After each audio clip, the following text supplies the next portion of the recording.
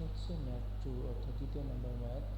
যদি x - 1/x = 4 হয় তাহলে প্রমাণ করতে হবে যে x² + 1/x² = 18।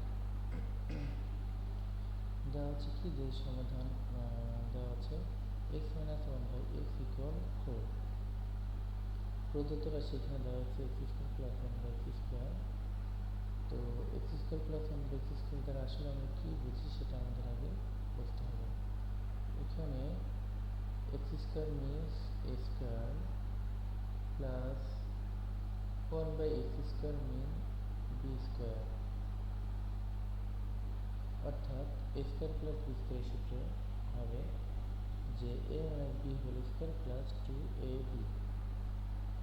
তাহলে আমরা লিখতে পারি যে a minus b whole square plus 2ab, a R b কেটে যায়। তাহলে a minus b whole square এর মান দেওয়া হচ্ছে 4, অর্থাৎ 4² plus 2, 4² plus 16 plus 2 equal 18 প্রমাণ।